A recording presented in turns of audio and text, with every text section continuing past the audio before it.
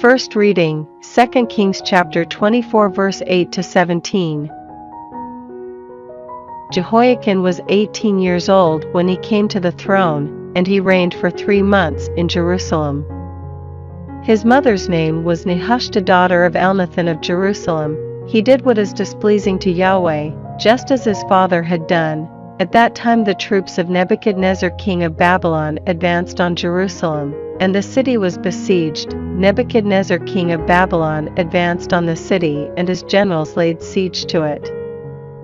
Jehoiakim king of Judah, his mother, his retinue, his nobles and his officials then surrendered to the king of Babylon, and the king of Babylon took them prisoner in the 8th year of his reign. The latter carried off all the treasures of the temple of Yahweh and the treasures of the palace, and broke up all the golden furnishings which Solomon king of Israel had made for the sanctuary of Yahweh, as Yahweh had foretold.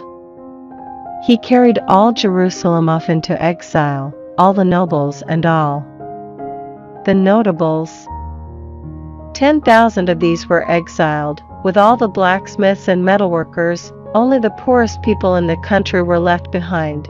He deported Jehoiakim to Babylon, as also the king's mother, his officials and the nobility of the country. He made them all leave Jerusalem for exile in Babylon, all the men of distinction, 7,000 of them, the blacksmiths and metalworkers, 1,000 of them. All the men capable of bearing arms were led off into exile in Babylon by the king of Babylon.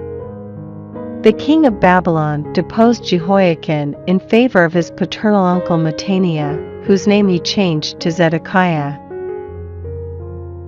Responsorial Psalm, Psalms chapter 79 verse 1 to 2, 3 to 5, 8, 9. Psalm of Asaph. God, the pagans have invaded your heritage, they have defiled your holy temple, they have laid Jerusalem in ruins. They have left the corpses of your servants as food for the birds of the air, the bodies of your faithful for the wild beasts. Around Jerusalem they have shed blood like water, leaving no one to bury them. We are the scorn of our neighbors, the butt and laughingstock of those around us. How long will you be angry, Yahweh? Forever?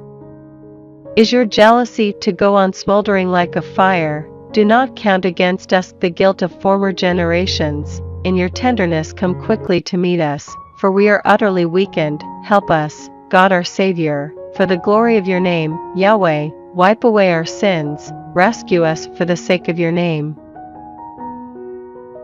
Gospel, Matthew chapter 7 verse 21 to 29. It is not anyone who says to me, Lord, Lord, who will enter the kingdom of heaven, but the person who does the will of my Father in heaven. When the day comes many will say to me, Lord, Lord, did we not prophesy in your name, drive out demons in your name, work many miracles in your name? Then I shall tell them to their faces, I have never known you. Away from me, all evildoers. Therefore, everyone who listens to these words of mine and acts on them will be like a sensible man who built his house on rock. Rain came down, floods rose, gales blew and hurled themselves against that house, and it did not fall, it was founded on rock. But everyone who listens to these words of mine and does not act on them will be like a stupid man who built his house on sand. Rain came down, floods rose, gales blew and struck that house, and it fell, and what a fall it had. Jesus had now finished what he wanted to say, and his teaching made a deep impression on the people, because he taught them with authority, unlike their own scribes.